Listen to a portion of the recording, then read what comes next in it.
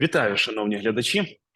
Сьогодні у нас в гостях Надія Бігун, заступник міністра економіки України, і спілкуватись ми будемо про публічні закупівлі. Радий вас бачити, Надія. Доброго дня, пане Микита. З 2015 року ви працюєте в сфері публічних закупівель. Ви обіймали і посаду заступника генерального директора державного підприємства «Прозоро», і були на посаді директора департаменту тендерних процедур в ПАТ «Укрпошта». У 2018 році ви перейшли на позицію заступника генерального директора закупівель у державному підприємстві «Медичні закупівлі України».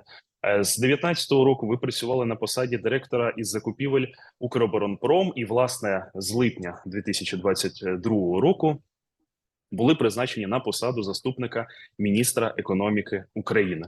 Чим публічні закупівлі вас так до себе привернули? Цікаве питання. Дивіться, я вірю в те, що професія закупівельника в Україні має велике майбутнє. По-перше, з одного боку, тому що вона не дуже розвинена. Тобто, в принципі, професіоналів закупівель не так багато. І, напевно, більшість з них я навіть особисто знаю. Тому в цій сфері є багато перспектив, є можливості для реалізації, є можливості для того, щоб напрацювати собі великі opportunities. Відповідно, з одного боку, це дуже молода і перспективна і динамічна сфера. А з іншого боку, це не тільки український тренд, це тренд світовий. В світі професія закупівель – це не є аж така професія, яка має велику історію. Це професія, яка формується. І практики закупівельні, методології, які застосовуються, як в державних публічних закупівлях, так і в комерційних компаніях. Саме зараз вони формуються, і є можливість бути дотичним до того, щоб впливати на те, як ця професія буде формуватися, які найкращі практики будуть створюватися. Тому, дійсно, до 2015 року я не займалася закупівлями, я займалася маркетингом, продажами, і це як закупівлі, тільки з іншого боку. Але коли я почала до цієї професії долучилася, почала працювати саме в закупівлях, я зрозуміла, що з точки зору організації, в якій ви працюєте, з точки зору суспільства і держави, користь, яку може принести закупівельник для своєї організації, свого суспільства, напевно, одна з найбільших. Займаючись закупівлями, можна дійсно створювати дуже велику додану вартість. Мені дуже подобається, є такий професійний тренер в Україні, досить відомий в закупівлях, Марина Трєпова. Вона одного разу таку штуку сказала цікаву, що зараз в світі організації конкурують не маркетингом. Якщо раніше організації конкурували за рахунок бюджетів на рекламу, краща обкладинка, більш яскравий бренд цікавий, то зараз ні. В принципі, ця сфера, вона вже зрозуміла. Конкурувати маркетингом – це тільки нарощувати бюджет. І організації від цього відмовляються більше. Вони конкурують насправді ефективністю і, перш за все, ефективністю закупівель. Тобто та організація є більш конкурентоздатною, яка вміє краще організувати свої процеси закупівельні. Те саме, мені здається, стосується і держав. Держави і сьогодні, і завтра будуть конкурувати тим, наскільки ефективно вони можуть своїм бюджетом скористатися. Тому сфера дійсно дуже перспективна, і сфера дійсно, яка дуже сильно буде мати дуже велику вагу завтра. Власне, стосовно ефективності, чимало людей думає, що публічні закупівлі через електронну систему «Прозоро» власне побудовані таким чином, щоб подолати всілякі корупційні прояви та потенційні корупційні ризики. Чи дійсно так, чи дійсно власне система «Прозоро» створювалася задля того, щоб мінімізувати корупцію? Дуже гарне питання, дякую вам. Саме в такому формулюванні ми зараз собі задаємо це питання. Чи далі Прозоро має розвиватися як система, яка є антикорупційною складовою, тобто антикорупційною складовою більшої системи. І коли ми переходили від паперових тендерів в електронні тендери, Прозоро як основна перевага на застосування Прозоро це було дійсно зменшення корупційних ризиків, людського фактору, автоматизація певних процесів, певна додаткова відкритість, якої не було в папері. І в цьому сенсі Прозоро насправді є дуже прогресивною системою. Навіть у світі досі, з точки зору того, які практики існують в інших там державах, які так само досить прогресивні в системах закупівель, Прозоро є одною з найбільш відкритих і цифровізованих систем, яка робить тендери. Проте сказати, що ми далі маємо рухатися саме в бік того, щоб фокусуватися на антикорупційній складовій, і що за рахунок Прозора нам потрібно розвивати саме антикорупційні ініціативи, то тут, напевно, я би не погодилася. Мені здається, що те, що Прозоро з точки зору антикорупції в загальній системі могло зробити, як система, ми вже зробили. І нам треба рухатися далі. Нам потрібно виходити на наступний рівень. А наступний рівень – це коли ми дивимося на закупівлі, на закупівельників, на закупівельну систему, все-таки як на функцію всередині організації, яка відповідальна за витрачання грошей ефективне. А коли ми говоримо про ефективне витрачання грошей, це не тільки корупція, там є питання корупції, але там ще є питання доцільності, там ще є питання ефективності. І ми насправді маємо і цими питаннями перейматися. З точки зору корупції ми підносимо патрони для інших антикорупційних органів. Тобто ми відкриваємо всю інформацію і ми даємо доступ легкий, зручний, за рахунок автоматизованих інструментів бізнес-аналітики, даємо можливість антикорупційним органам дивитися в те, що відбувається в закупівлях, і приймати там відповідні рішення. Нам далі, тобто це ми вже зробили, нам треба рухатися далі, нам треба дивитися, окей, а чи ця закупівля достатньо була ефективна, а чи ми отримали найкращу пропозицію з можливих на ринку, а чи ми могли щось зробити краще. І кожен, насправді, закупівельний цикл, дуже багато речей купуються, деякі купуються перший раз, а деякі багато речей купуються постійно, регулярно. І задача закупівельника в кожному закупівельному циклі аналізувати попередній цикл і намагатися наступного разу зробити закупівлю краще. І це якраз за рахунок того, наскільки ми професійно, непрофесійно готуємося до закупівлі, наскільки наша стратегія, яку ми маємо будувати на великих закупівлях, наскільки вона відповідає реальним викликам ринку зараз, і наскільки після закупівлі процес виконання контракту, контракт-менеджмент є процесом ефективним. Тому з точки зору того, куди рухатися в системі закупівель завтра, треба рухатися від тендерного процесу. От Прозоро зараз покриває тендерний процес. Оголосили закупівлю, обрали переможця. В ширший процес, в те, як ми до оголошення закупівлі готуємося до тендеру, що ми на цих етапах робимо, і в процес того, як виконується контракт, як потім відбуваються оплати, як ми збираємо зворотній зв'язок в цьому процесі для того, щоб наступний цикл зробити більш ефективно. Ми досить легко з вами сконтактувалися через мережу Facebook та досить швидко домовились про відповідну зустріч. А наскільки міністерство, так само, як і заступник міністра, відкриті до постачальника та до бізнесу? Та чи може наразі постачальники чи бізнес звернутися до міністерства із пропозиціями щодо вдосконалення законодавства? Мені здається, це речі так не буває, що заступник міністра відкритий, а міністерство ні. Тобто, це насправді Міністерство економіки вже багато років демонструє такий позитивний тренд з точки зору свого розвитку. І це до мене відбулося. І зараз я бачу в міністерстві багато людей, які відкриті до взаємодії, до фідбеку. Ну, що стосується безпосередньо системи, ну, якби закупівельної сфери, моєї зони відповідальності, ну, у нас така система побудована, коли саме ДП «Прозоро», як адміністратор системи, регулярно проводить бізнес-сніданки з замовниками, з постачальниками.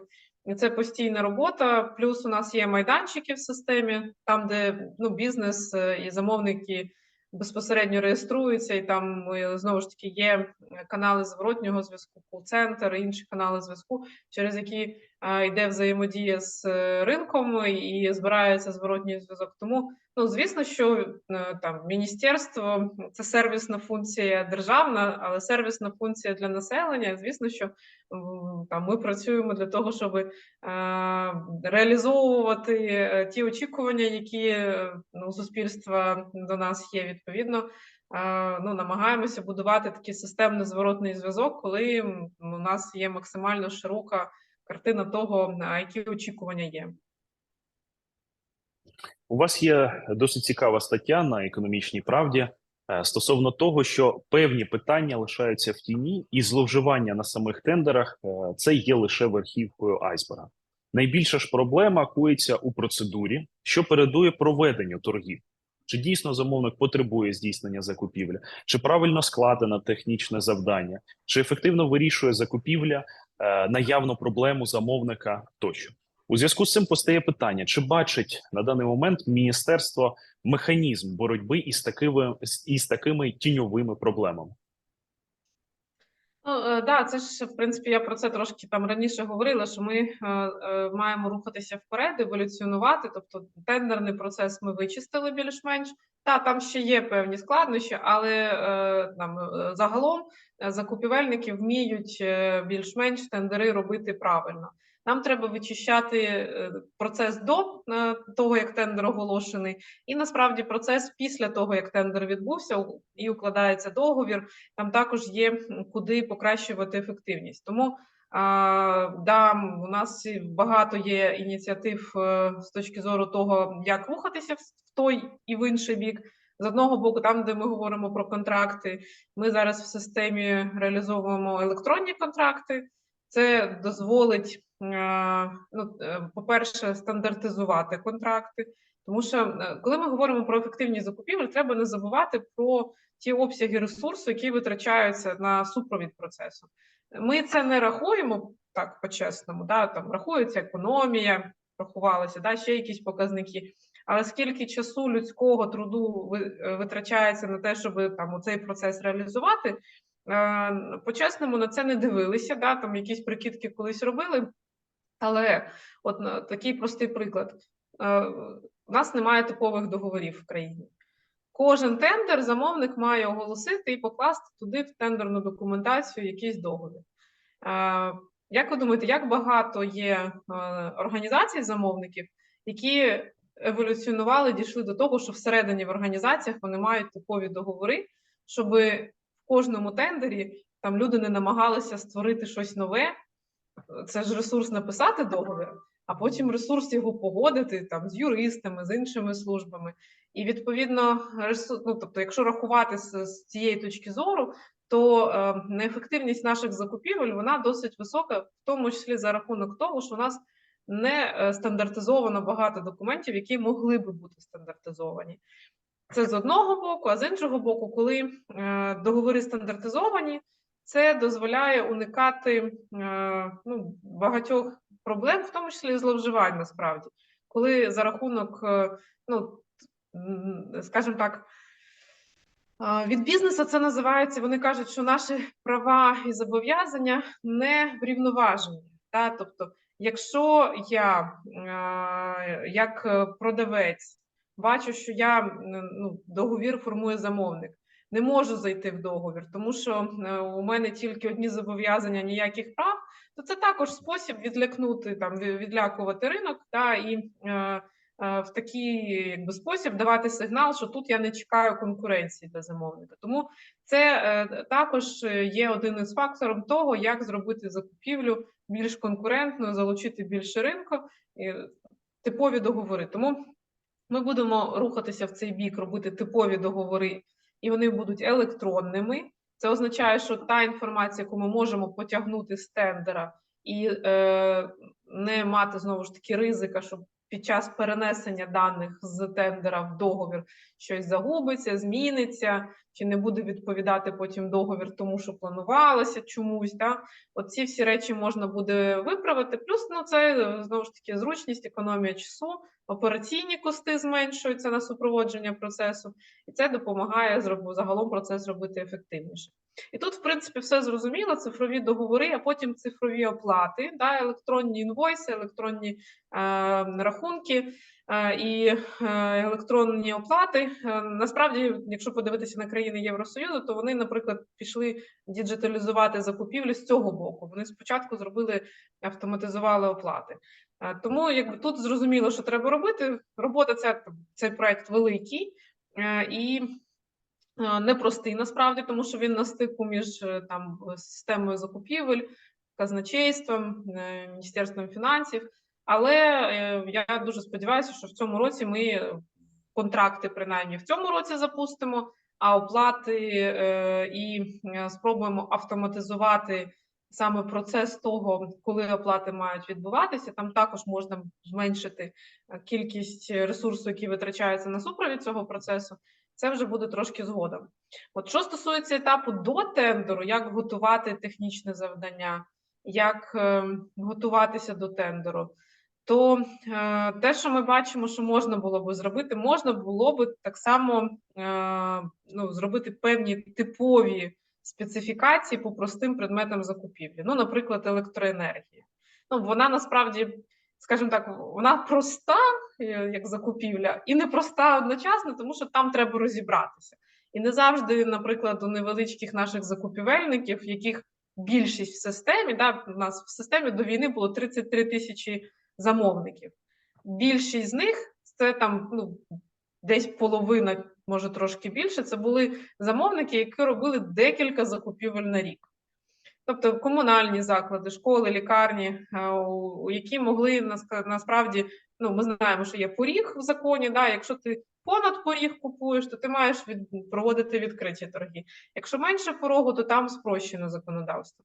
Так от у нас дуже багато замовників були, які просто за рахунок того, що це невеличкі організації, вони були вимушені робити декілька тендерів на рік.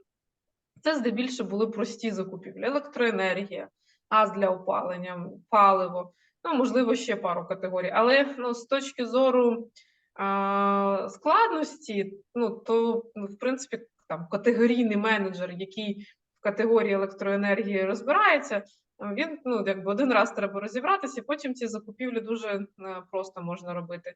Але, знову ж таки, для невеличких замовників, важко винайняти людину, яка б там в цій категорії мала можливість розібратися. Тому ми плануємо спростити їм життя за рахунок стандартизації типових специфікацій на ці закупівлі.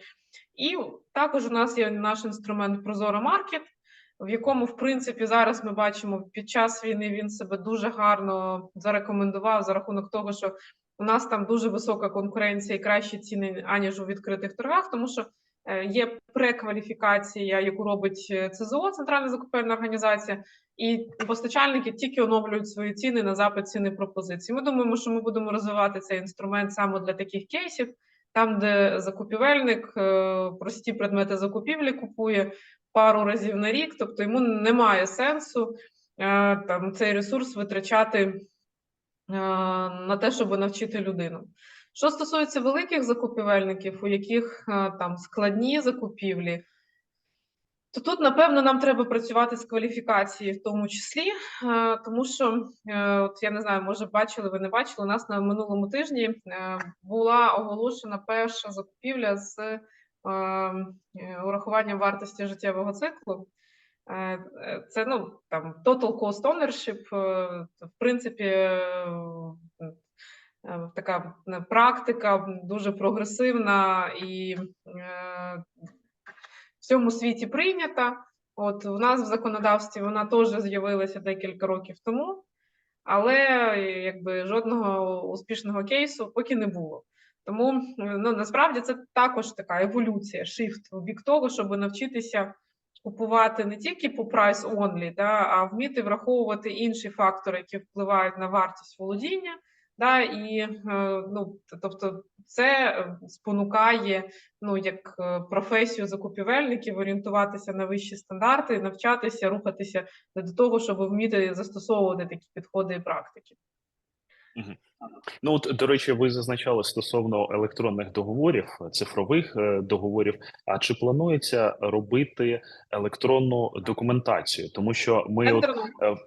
так, електронну тендерну документацію, бо ми в минулому випуску спілкувалися із Василем Задворним, із колишнім очільником державного підприємства Прозоро, і він власне розповідав про те, що така ідея була, але, скажімо так, частково вона була втілена, але більша її частина не була втілена. І власне станом на сьогодні замовники продовжують виставляти папіру, ну так, відскановані, скажімо так, тендерні документації. Так, то чи планується переведення замовників у повністю електронну таку форму? Да, у нас це ми навіть для себе цей проект назвали прозручність. Знаєте, прозоро, прозручність, тому що дійсно знову ж таки війна нам дуже сильно підсвітила те, що у нас ми дуже багато ресурсу втрачаємо в процесі проведення тендеру, як з боку замовника, який готує тендер, так і з боку учасника.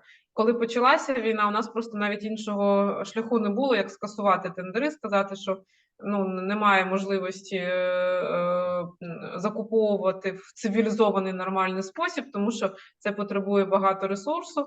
Відповідно, дозволили купувати по прямим договорам. Зараз ми повертаємося, да, і в процесі повернення знову ж таки, от ми дивимося на Прозоро Маркет, там, де відбулася прекваліфікація, учасники завантажили всі необхідні документи, але один раз, а потім вони в категорії, наприклад, там електроенергія, просто дають оновлену ціну. І це створює зараз. Ми бачимо, що у нас, наприклад, конкуренція в Прозоро Маркеті в одному тендері. Ну там це називається запит ціни пропозиції. Так от на запит ціни пропозиції приходить 12 учасників. В той самий час, коли в відкритих торгах, як ми це називаємо, великому прозоро там приходить в 3 рази менше. Тому ну, ситуація така, вона така ще якийсь час буде залишатися, і ми маємо це розуміти. Ми цю проблему там, вона підсвітилася, вона була і так до цього зрозуміло, що краще би зробити простіше. Але зараз воно стало не то, щоб краще. Якщо ми хочемо, ну, щоб в систему торгів поверталися, щоб там в системі була ефективність і була конкуренція, треба і з боку замовника, і з боку постачальника процес спрощувати. І електронна тендерна документація, і електронна тендерна пропозиція, насправді це шлях туди, щоб зробити процес простіше. Чи вдасться нам повністю документацію зробити електронною, то там все одно залишиться питання по специфікації. І там, де ми можемо специфікацію стандартну сказати, що от там примірна специфікація, ну, наприклад, знову ж таки, по електроенергії, по газу, там по все, що називається commodities, да, все, що є біржовими товарами, то це все можливо. По більш складним речам доведеться залишити можливість замовнику завантажувати специфікацію, щоб він визначав її самостійно. А все, що стосується самої тендерної документації без специфікації і проект договору, це можна цифровізувати. Ми в цей бік рухаємося, і на цей рік також заплановано, ну, принаймні, у нас там 17 стаття зараз цифровізована, да, цифровізувати 16 статтю. Це те, що найпростіше. Потім там будуть питання всіх інших розділів, але, ну, знову ж таки, це те, що нам фідбек дає ринок. Коли ми намагаємося залучати новий бізнес в Прозоро, ну і там робимо фокус-групи, певні опитування, бізнес каже, ну, от я завантажую, значить, цю вашу тендерну документацію на Прозоро, а там, ну, там перші 15 сторінок тексту, я розумію, що я дочитати навіть його не можу, але це типова документація, ну, просто її насправді ж ніхто не читає, просто ті, хто вже навчилися працювати, вони розуміють, що ну, треба більшість інформації просто пролистати і опуститися до тих розділів, які насправді несуть найбільший сенс для того, щоб прийняти рішення, йду в цей тендер чи не йду. Тому, ну, якби оцей елемент, він теж, якби, здавалось би, що він не є аж такою проблемою, але він впливає на готовність бізнесу приходити і приймати участь. І те саме, коли вони подають пропозицію учасники. Тобто зараз ми, до речі, от коли ми приймали на час війни, у нас зараз діє така воєнна постанова, ми сказали, що на час війни закупівлі відбуваються відповідно до особливостей. Із цих особливостей ми багато речей закладали якраз таких, які би мали спростити бізнесу участь. Тому що розуміємо, що бізнес дуже важко зараз мати той самий ресурс, який був до війни, і багатьом нашим учасникам фізично важко готувати документи, завантажувати в систему, бо якби деякий бізнес продовжує свою діяльність прямо в бомбосховищах. Відповідно, ми низку ініціатив зробили. Одна з ініціатив була це не дати можливість замовникам не вимагати кваліфікацію, якщо це прості предмети закупівлі. Бо насправді 16 стаття, вона зараз так сформульована, що треба хоча б один з критеріїв підтвердити. Але ж насправді дуже часто є такі прості закупівлі, які там в одну поставку з післяоплатою. Тобто кваліфікація не потрібна. І тоді замовники просто, я це називаю, вимагають довідку ні про що. Що просто в мене є кваліфікація якась, там досвід виконання аналогічних договорів, просто там лист довільної форми. Ми сказали, можете не вимагати. І, на жаль, ми побачили, що після того зробили аналітику і побачили, що замовники не користуються цією можливістю. І навіть там точково великих замовників, досвідчених, я продзвонила, кажу, а чого ви продовжуєте вимагати в цих тендерах? А вони кажуть, щоб руку не збивати. Це ж нам треба, у нас як напрацьована тендерка, треба її міняти. В одному випадку щось одне, в іншому щось друге. Ми розуміємо, що бізнесу важко, що поробиш, якби нам так простіше. І це, звісно, такий теж велика проблема, яку ми намагаємося і будемо намагатися вирішити за рахунок цифровізації і спрощення. Це те, що все-таки навіть просунуті замовники, які розуміють важливість конкуренції, вони все одно будуть робити так, як їм зручніше, а не намагатися спростити життя їх учасникам для того, щоб вони могли приходити в тендері приймати участь. Тому, будемо робити і тендерну документацію, і частково тендерну пропозицію електронними. Я від себе ще хотів би додати, тому що я одночасно фактично представляю і інтереси замовників, і інтереси учасників, тільки мається на увазі в різних закупівлях. Це важливо. Так, і з боку замовників я хочу зазначити, що особливо оці замовники з, скажімо так, невеличких міст, там районних центрів, то вони керуються таким принципом: ми краще перестрахуємось. І дійсно, там навіть та ж сама стаття 17, вона повністю, як ви зазначили, вона цифровізована. Тобто, при подачі власне тендерної пропозиції учаснику треба просто поставити галочки і все. А вже потім, будучи переможцем, підтвердити ту інформацію, яка міститься наразі у тимчасово, скажімо так, закритих реєстрах. Але тим не менш, більшість таких невеличких замовників вони продовжують вимагати ту ж саму статтю 17 в довільній формі, власне, через те, що ми перестрахуємось, бо є аудиторська служба, яка нас за формальну помилку штрафує, і так далі. Це скажімо так, такий це теж процес. Це процес еволюційний. Я пам'ятаю часи, коли я займалася закупівлями в Укрпошті. Це вже прозоро. 1,5 рочки було, напевно, система працювала. І, значить, моя робота почалась з того, що я зайшла там до департамент тендерний, дивлюсь, у них просто такі гори паперу.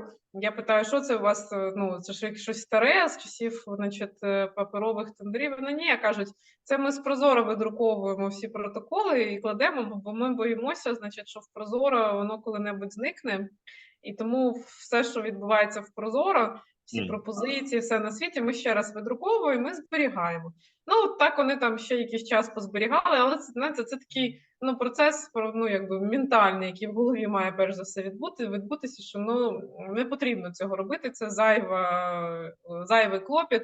І хотілося б, звісно, щоб колеги з ДАСУ такі ініціативи якось також підтримували і стимулювали, але мені би хотілося вірити, що навіть в цих умовах більшість замовників там будуть розуміти, що вони мають, ну, якби їх задача робити все, аби на торги приходили учасники, була конкуренція. А там, де можна спростити, знову ж таки, Прозоро Маркет в цьому сенсі дуже класний інструмент, тому що ну, тобто там замовник нічого не вимагає. Він просто заходить в профіль і каже: всі, хто тут є, дайте мені ціну. І учасники протягом 2 днів оновлюють ціну, дають йому на конкретно його запит. І я думаю, що в принципі, ну там, де маленькі, як ви кажете, до кого ми ніколи не дотягнемося ані з навчанням, ані з там якимись речами, які би ну їх зрушили. Трошки поінакше дивитися на закупівлі, нам треба просто їх закупівлі забирати в такі собі Прозоро Маркет, в систему, яка дозволить ці закупівлі зробити ну, максимально ефективно з точки зору операційних коштів і з точки зору ціни. Розкажіть, будь ласка, про механізм аналізу Міністерством ринку публічних закупівель. Власне, як ви аналізуєте те, які існують недоліки, прогалини, чого потребують замовники, бізнес при вдосконаленні законодавства? Ну, дивіться, я займаюся закупівлями в Міністерстві економіки з середини минулого року, з кінця липня. Це, ну, якби, це ж не було ніколи в мене такою роботою, яка, ну, скажімо, регулярна. Це такий собі антикризовий менеджмент, тому що війна, і тому що система закупівель зараз у нас, ну, вона не має можливості якби розвиватися в такий регулярний спосіб. Ми розвиваємося зараз в спосіб антикризовий.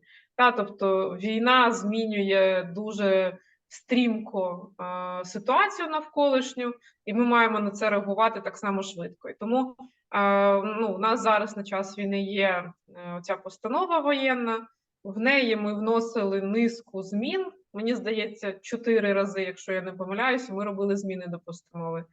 І ну, це не є нормально з точки зору звичайного режиму, але це є нормально з точки зору війни, блекаутів і тих викликів, які у нас є. Тому от зараз, як ми приймаємо рішення, у нас є BI, бізнес-аналітика, і у нас є власний набор звітів, на які ми дивимося з точки зору відстежування трендів, які відбуваються. Ну, перш за все, що нас хвилює, це конкуренція, як у нас міняється кількість пропозицій в торгах. Ви знаєте, що ми змінили на час війни, сказали, що в відкритих торгах достатньо однієї пропозиції, щоб торги відбулися, ну тому що там чекати, коли 2 рази не відбудуться торги, щоб потім піти в переговорну процедуру, враховуючи, що всі там більшість потреб у нас там принаймні всередині минулого року, да і зараз дуже багато нагальних потреб. Проблеми з плануванням величезні, тому що війна, тому що це високий ступень невизначеності. Відповідно, одна пропозиція, але розуміти, що у нас відбувається з ринком і куди ми рухаємося з точки зору, чи у нас конкуренція збільшується, чи ні, це дуже важливо з точки зору прийняття рішень. Другий важливий критерій, звісно, ми дивимося на ефективність закупівель, як багато закупівель у нас взагалі не відбувається. Ну і там трошки знирюємося, дивимося в яких категоріях, в яких регіонах, тому що все-таки у нас зараз перелік виключень, коли можна не застосовувати систему закупівель, він ширший, ніж це в законі загалом, тому що військовий стан і є певна низка особливостей, саме особливості для цього і є у нас, тому що це трошки не є стандартні ті умови, в яких ми могли би собі дозволити нічого не міняти. От тому дивимося на те, відбувається, не відбувається. Зараз ми будемо повертати аукціони, тому що було то рішення, було багато галасу навколо призупинення електронного аукціону. Насправді більшість, це було для мене на той момент такою. Напевно, я дуже довго в закупівлях, і я цього не зрозуміла одразу, що коли пішла загальна комунікація про те, що на час там до червня, але насправді ми трошки раніше їх повернемо. В общем, на цей час у нас призупиняються електронні аукціони. Широкий загал подумав, що ми взагалі Прозоро зупинили. Вони думали, що тендерна процедура, електронний аукціон – це те саме. І далі доводилося навіть народним депутатам пояснювати, що ні, дивіться, є тендерна процедура, і там є мінімум 7 днів на подачу пропозицій, і потім є як наступний крок аукціон, коли є там можливість за 2 хвилини там цю пропозицію оновити. Зараз будемо повертати. Ну, я просто якби це все проговорю, тому що насправді, да, у нас є багато дати безпосередньо в Прозоро даних, які можна дивитися, і у нас якби є наші управлінські звіти. Щотижня ми їх оновлюємо і на них дивимося з точки зору тренду, куди рухаємося. Да, і це з одного боку, з іншого боку, ну ця практика стала, вона там раніше велася, і тут ну якби цю роботу робить команда саме безпосередньо в ДП Прозоро, але і Мінекономіки департамент. Да, тут як це виглядає? Є департамент, який в Мінекономіки відповідальний за регулювання, і є команда в ДП Прозоро, які спільно якби працюють для того, щоб розвивати систему. От, тобто проводяться регулярні зустрічі спільно з ринком, з замовниками. Є група, я не знаю, напевно, ви точно про неї знаєте. У нас в Фейсбуці велика група, спільнота реформаторів публічних закупівель, здається, вона так називається. В спільноті викладається, якщо щось готується, в спільноту викладається текст, на сайті викладається текст. Ну, взагалі, спільнота закупівельників, вона ж досить активна. І в цьому сенсі, мені здається, що це також одна з великих таких позитивних наслідків реформи. Це те, що нам вдалося цих людей включити в комунікацію, вони проактивні.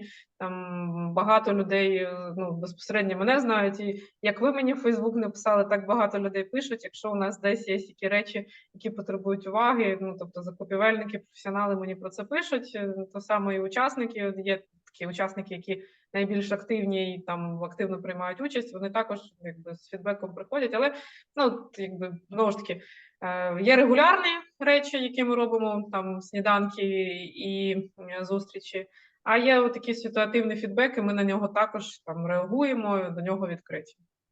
Угу. Ну от, до речі, ви зазначили стосовно відміни аукціонів і, власне, стосовно того, як довелося пояснювати там навіть деяким народним депутатам стосовно того, що це не відміна системи Прозоро. Чесно кажучи, на моє глибоке переконання, то це є, скажімо так, наслідками, в тому числі, на жаль, діяльності деяких засобів масової інформації, інфлюєнсерів, які іноді у, скажімо так, погоні за гучними заголовками, на жаль, трошечки, скажімо так, висвітлюють трошки іншу ситуацію. Ну, наприклад, можна ж розмістити заголовок, що все, Прозоро більше не буде, аукціони скасували, так, і так далі. Ну, слухайте, ну ми ж нічого не можемо зробити з тим, що насправді так влаштована засоби масової інформації, що треба, щоб заголовок був такий, щоб, ну, якби він хапав увагу. Так. Тому що якщо це буде скучний заголовок, то його прогорнуть. Тому ну я в принципі, дивіться, я до цього абсолютно з розумінням ставлюся, і ну все-таки вважаю, що це наше недопрацювання. Ми мали би прокомунікувати так, аби всім було все зрозуміло. Тому ну тут це був для нас дуже класний урок, який нам дав багато, знаєте, думок, і ми ну після цього уроку точно там хотілося б вірити, що стали там трошки розумніші, трошки будемо наступного разу більш ефективно комунікувати, тому що ну дійсно ніякої зради не відбулося, і це правда. І ця ситуація ну, зараз там через декілька місяців взагалі не виглядає чимось аж таким, але в той момент воно було дуже яскраво. Ну от, до речі, стосовно, скажімо так, практичної складової з боку бізнесу, то хотів би зазначити, що з одного боку, скажімо так, не відбувається оця трирівнева система аукціонів покрокових. Але з іншого, і здавалося б, ціна повинна бути більша, ну, мається на увазі з точки зору закупівля. Але з іншого боку, ті учасники, які беруть участь у закупівлі і які дійсно бажають перемогти, вони розуміють, що так як в них немає шансів там на перше коло, на друге і на третє, вони спочатку вже виставляли дуже ну низькі ціни, тобто ті, які б вони не ставили, якщо був би аукціон. І в цьому контексті цікаво, чи аналізувало міністерство, наскільки власне відсутність аукціону реально вплинула на ефективність та на економічність проведення закупівель.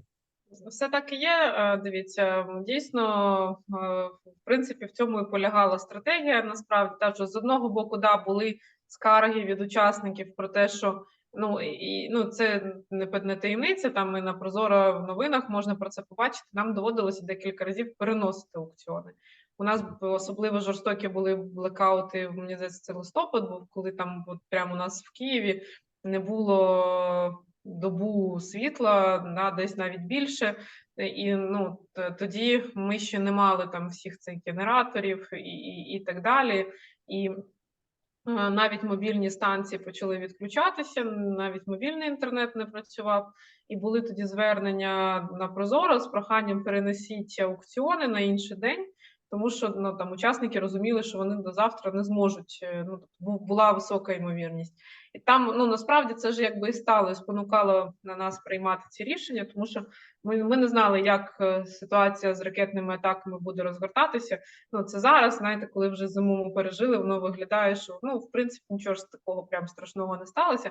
Але в момент в листопаді, коли, ти читаєш новини і не зрозуміло, там, різні там наші експерти кажуть, все, наступна хвиля атаки, все, вона вже положить систему енергетичну, і це вже буде не на день, а на 4, і відповідно, да, тобто в тій ситуації було не до кінця зрозуміло, дійсно цей прогноз, він реалістичний, він станеться, він не станеться. Відповідно, з одного боку були від ринка якби такі речі, а з іншого боку ми бачили, що у нас конкуренція в торгах, на жаль, тобто у нас, коли ми прийняли цю рішення, що однієї пропозиції достатньо, у нас суттєво виросла кількість торгів, які завершуються результатом. До цього у нас майже половина торгів були впусту, тобто торги не завершувалися укладанням договору. А після того, як ми сказали, окей, однієї пропозиції достатньо, да, ми там підросли десь до 75%. Але в той самий час кількість торгів, в яких приходив один учасник, вона, на жаль, була дуже драматичною. Зараз, наприклад, це приблизно 60% торгів відкритих, ті, хто завершилися з результатом, там був тільки один учасник. А в кінці минулого року, цей відсоток, він там за 70 вже виріс, і він вже до 80 підростав. Відповідно, розуміючи ці обставини, що з одного боку є ризики, що будуть скарги від учасників, що вони не могли прийняти участь, це впливало насправді і на їх бажання приходити в тендер, тому що у нас були такі скарги від учасників, від майданчиків про те, що я не знаю, чи я зможу в момент аукціону походити, тому там в мене вже був досвід, що я подався, якби був конкурент, він походив, а я не міг. То чи є мені сенс взагалі гратися в торги, якщо я не впевнений, що мені вдасться в момент аукціону перебити ціну мого конкурента. Тобто воно створювало такий негативний настрій у учасників щодо готовності приходити в торги. І в той самий час, коли дійсно є один учасник, і конкурента немає, фактично аукціон не відбувається. Але психологічно більшість учасників заходили в торги з цим люфтом, тобто закладали можливість для майбутнього торгу. І тоді цей люфт, скажімо, він так і залишався, ця додаткова маржа, вона не зменшувалася, і за цими умовами укладався договір. Тому, да, у нас було очікування про те, що з одного боку, да, ми втрачаємо додаткову економію, яка могла б виникнути в аукціонах, але з іншого боку, ми отримуємо одразу на першому етапі, коли йде подача пропозицій, іншу ціну. Зараз я вам хочу сказати, що ми накопичували ці дані, дивилися. Зараз ми вийшли, в принципі, насправді, у нас немає додаткової економії, по-чесному, але ми вийшли, в принципі, на той самий показник, який у нас був там до скасування аукціону. Тобто за рахунок того, що у цього на першому етапі у нас є стимул, да, ми стимулюємо учасників одразу давати меншу ціну, ми просто вийшли приблизно на ті самі цифри. Угу. Ми трошки поспілкувались про, власне, зміни до публічних закупівель, до законодавства про публічні закупівлі. А хто, власне, є ініціатором здебільшого цих змін до постанови чи до закону? Чи це ініціатива з боку міністерства, чи це з боку бізнесу, замовників, або ж, можливо, це ініціатива від наших партнерів міжнародних, мається на увазі? Ну, з точки зору нашої держави, суб'єкти законодавчої ініціативи це або народні депутати, або профільне міністерство, тобто або ми, або народні депутати. Звісно, що коли ми ініціюємо зміни, ми йдемо шляхом накопичення якби фідбеку. Ми спілкуємося з максимально широким колом стейкхолдерів. З точки зору партнерів, у нас є зобов'язання по гармонізації нашого законодавства з європейськими директивами. І звісно, що у нас іде активна робота з Єврокомісією. У Єврокомісії вони навіть вже не один рік тут вони мають, у них це називається проект. От вони винаймають експертів, які є фахівцями з європейського законодавства, і цей проект надає нам там щороку рекомендації з точки зору того, наскільки там поточне законодавство гармонізоване, відповідає, не відповідає європейським директивам. Тому, звісно, що оскільки у нас є такі зобов'язання, і це насправді от зараз, якщо говорити про наш вступ в ЄС, перший пакет законодавчих ініціатив, які мають відбутися, в ньому включені всі зміни, які нам необхідно зробити, аби значить, стати членом ЄС. Тобто ми в першому пакеті, відповідно, на цей рік ми готуємо зміни в закон, і от там зараз ми працюємо над новою редакцією закону. І на меті у нас є завершити гармонізацію, тобто у нас багато років ми як степ-бай-степ ідемо, але в цьому році хотілося б вже всі ті речі, які треба імплементувати в наше законодавство, завершити імплементацію, отримати позитивний висновок, що все, українське законодавство про публічні закупівлі повністю відповідає європейським директивам, і це якби є одним із етапів того, що відкриває двері нам у Євросоюзі. Але знову ж таки, все одно там міністерство, коли працює над змінами в законодавство, враховує там широку думку, співпрацює з там широким колом стейкхолдерів. Це і бізнес, і замовники, і громадські організації. У нас досить, знову ж таки, за рахунок того, що Прозоро є відкрита система, є багато даних, на це стало таким ґрунтом, на якому створилося і виросло багато громадських організацій, тому що вони мали доступ до цих даних, це давало можливості там і писати про це, і досліджувати, і журналістські розслідування робити. Тому це також один із великих і важливих стейкхолдерів, тому що хоча там фокус якраз на антикорупцію, а не напевно досі. Насправді це я вам хочу сказати, що мені здається, це те, з чим нам треба буде ще попрацювати. Нам, я маю на увазі суспільству і контролюючим органам, і державній аудиторській службі, і іншим контролюючим органам. Це те, що нам треба пробувати якби перефокусовуватися і пробувати занурюватися в закупівлі глибше. Не на таких, знаєте, ознак, які на поверхні лежать, робити висновки, а занурюватися в ціни, щоб зрозуміти, там дійсно ціна адекватна, неадекватна за цих умов. Занурюватися в рішення, тому що дуже багато неефективності досі в тому, які підходи ми використовуємо.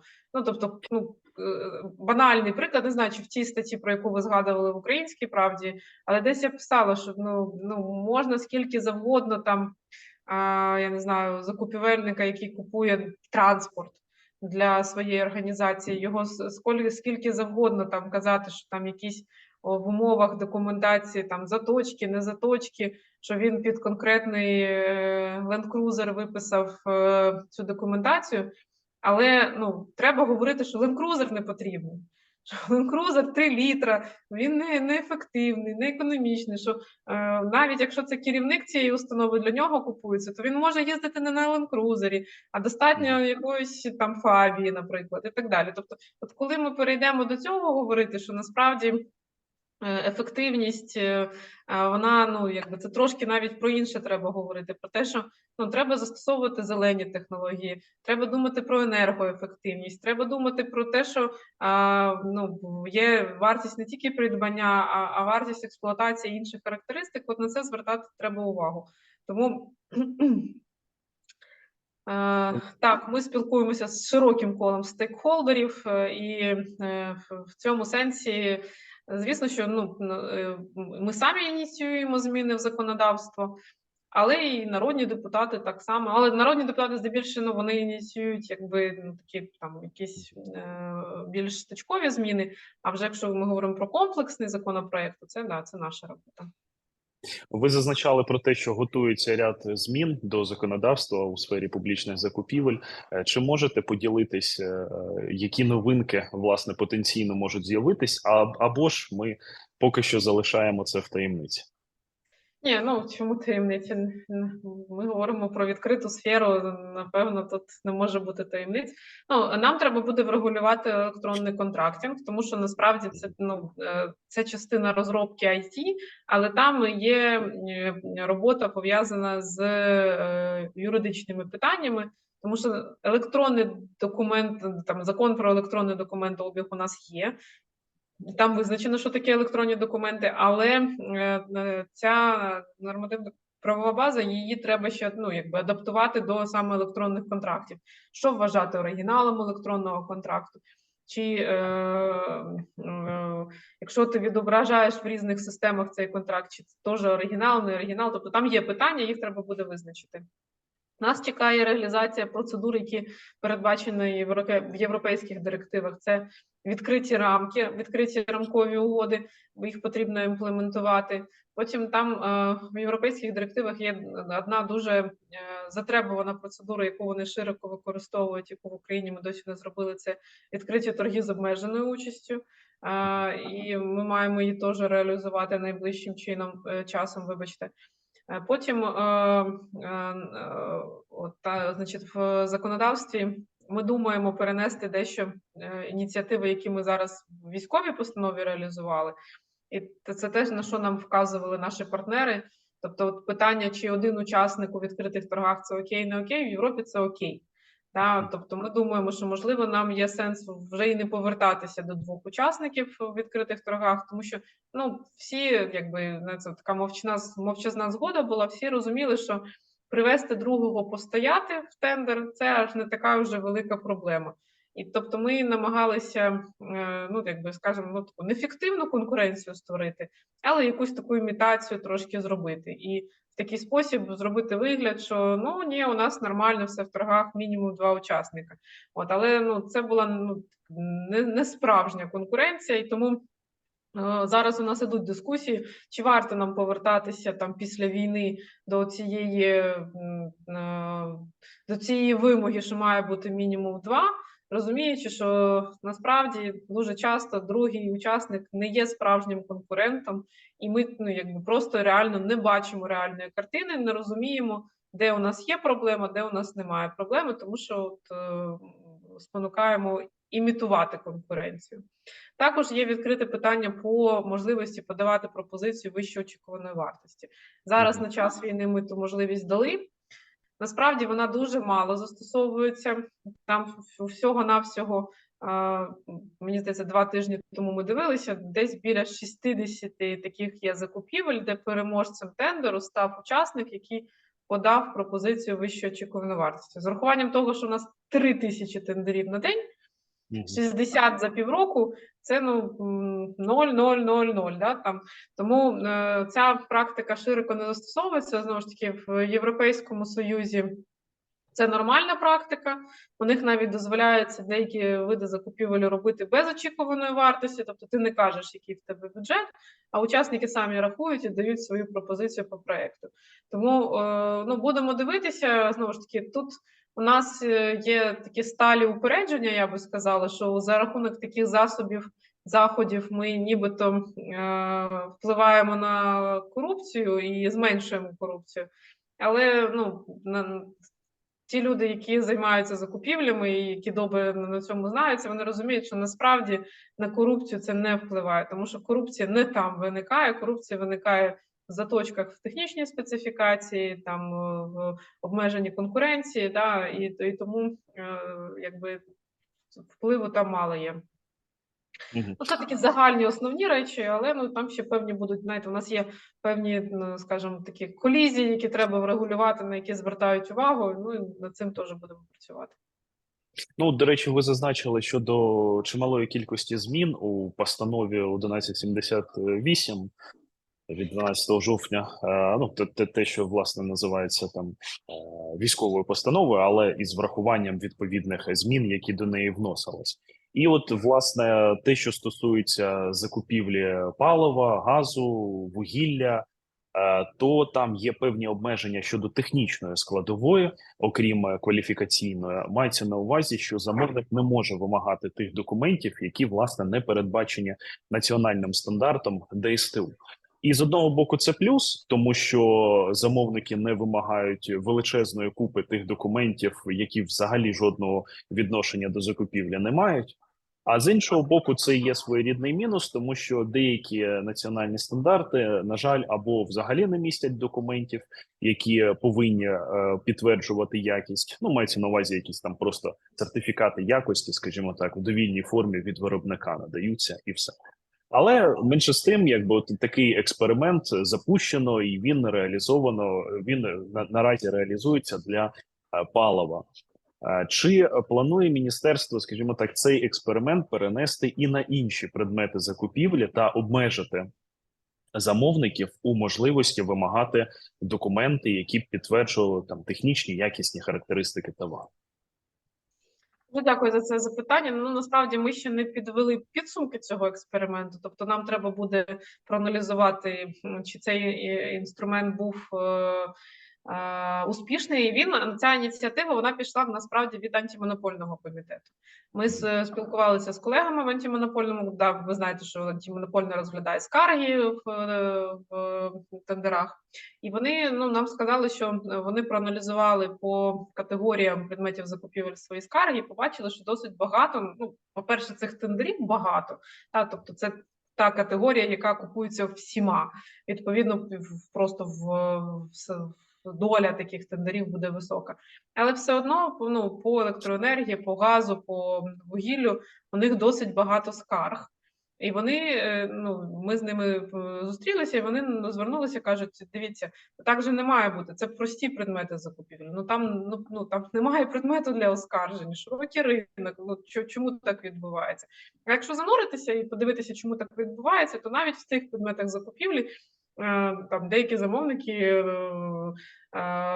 якось знаходять можливість вимагати, наприклад, лист від СБУ про те, що цей постачальник, значить, до нього немає претензій від СБУ, і він є надійний. І в закупівлях електроенергії це взагалі дуже дивно, таке бачити. Тому насправді ми спробували в такий спосіб піти, але ця задача вона ж вирішується з різних боків. З одного боку можна казати, не вимагайте, з іншого боку можна взагалі зробити типову специфікацію і типову тендерну документацію, сказати, що ми насправді по електроенергії вже майже її зробили. На жаль, цей процес триває вже, я не знаю, півроку. У нас разом з НКРЄКП працює комісія над створенням типової тендерної документації по електроенергії. Я дуже хотіла би сподіватися, що ми вже виходимо на фінал роботи цієї комісії, вже ми зможемо цю документацію винести на найближчі тижні, поки там не вчухають дискусії щодо формули, тому що зрозуміло, що закупівля електроенергії без формули ти не можеш собі дозволити довгий контракт. І, звісно, що це було б дуже допоміжним, якби Мінекономіки рекомендувало певну формулу, певний підхід. Благо, у нас є там на сайті оператора ринку індикативи, до яких можна було би прив'язатися. Тому я сподіваюся, що в таких великих категоріях, вони і бюджетно дуже великі, і кількісно дуже великі, ми зможемо стандартизувати умови, і це зніме багато питань, суттєво ефективність витрачання грошей підніме і дозволить нам дійсно спростити життя нашим закупівельникам.